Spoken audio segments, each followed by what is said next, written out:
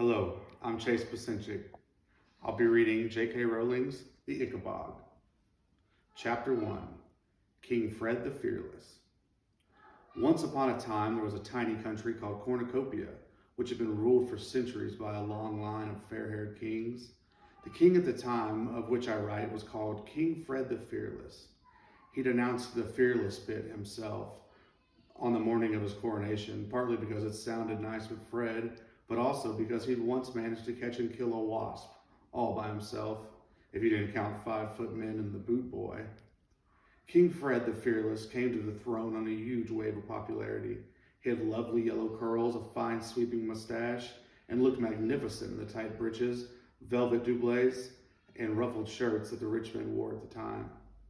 Fred was said to be generous, smiled and waved whenever anyone caught sight of him, and looked awfully handsome in the portraits that were distributed throughout the kingdom to be hung in town halls. The people of Cornucopia were most happy with their new king, and many thought he'd end up being even better at the job than his father, Richard the Righteous, whose teeth, though nobody had liked to mention at the time, were rather crooked. King Fred was secretly relieved to find out how easy it was to rule Cornucopia. In fact, the country seemed to run itself.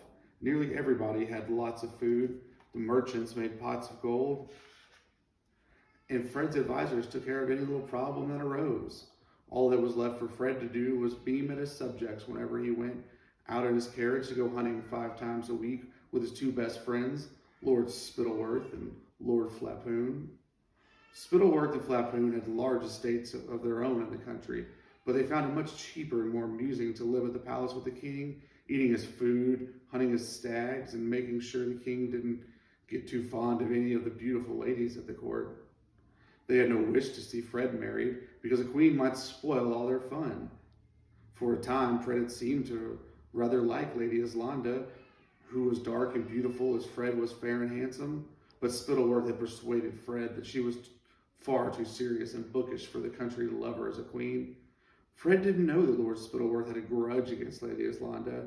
He'd once asked her to marry him, but she turned him down.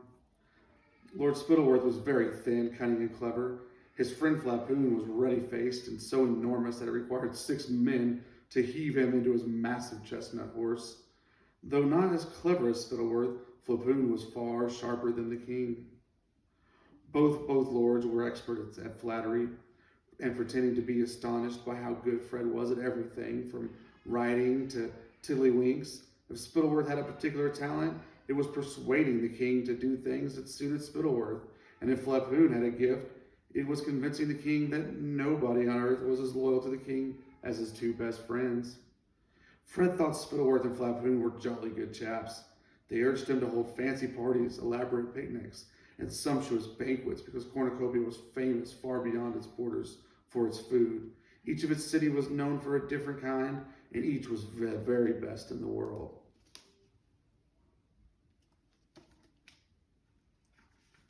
The capital of Cornucopia, Chauville, lay in the south of the country, and it was surrounded by acres of orchards, fields of shimmering golden wheat, and emerald green grass on which pure white dairy cows grazed.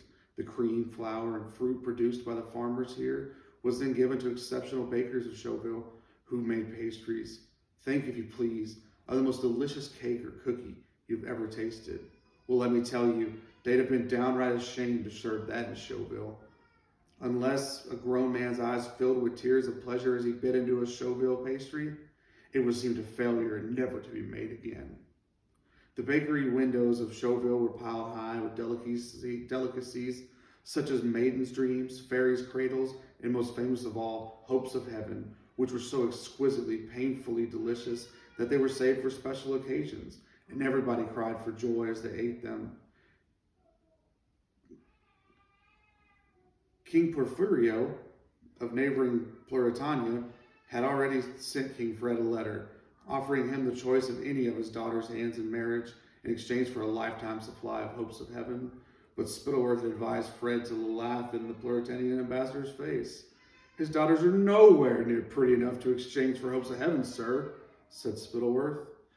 To the north of Chauville lay more green fields and clear, sparkling rivers where jet-black cows grazed and happy pink pigs were raised. These in turn served the twin cities of Kurtzburg and Baronstown, which were separated from each other by an arching stone bridge over the main river of Cornucopia. The Fluma, where brightly colored barges bore goods from one end of the kingdom to the other.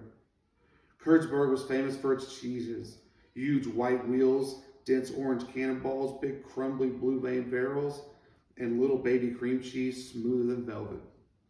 Baronstown was celebrated for its smoky and honey roasted hams, its sides of bacon, its spicy sausages, its melting beefsteaks, and its venison pies.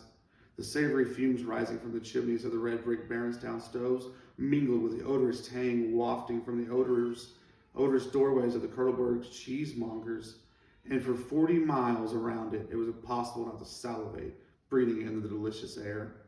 A few hours north of Kurtlesburg and Baronstown, you come upon acres of vineyards bearing grapes as large as eggs, each of them ripe, sweet, and juicy. Journey onward from the rest of the day, and you reach the granite city of Jeroboam, famous for its wines. They said of the Jeroboam air that you could get tipsy simply walking in the streets. The best vintages changed hands for thousands upon thousands of gold coins, and the Jeroboam wine merchants were some of the richest men in the kingdom. But a little north of Jeroboam, a strange thing happened. It was as though the magically rich land of Cornucopia had exhausted itself by producing the best grass, the best fruit, and the best wheat in the world. Right on the northern tip came the place known as the marshlands, and the only thing that grew there were some tasteless, rubbery mushrooms and thin, dry grass, only good enough to feed a few mangy sheep. The marshlanders who tended the sheep didn't have the sleek, well-rounded, well-dressed appearance of the citizens of Jeroboam, Baronstown, Kurtzburg, or Chauville. They were gaunt and ragged. Their poorly nourished sheep never fetched very good prices either in Cornucopia or abroad, so very few marshlanders ever got to taste the delight of Cornucopian wine, cheese, beef, or pastries. The most common dish in the marshlands was a greasy mutton broth made of those sheep who were too old to sell. The rest of the Cornucopia found the marshlands an odd bunch. Surly, dirty, and ill-tempered people. They had a rough voice, which the other Cornucopians imitated, making them sound like hoarse old sheep. Jokes were made about their manners and their simplicity. As far as the rest of Cornucopia was concerned, the only memorable thing that had ever come out of the marshlands was the legend of the Ickabog.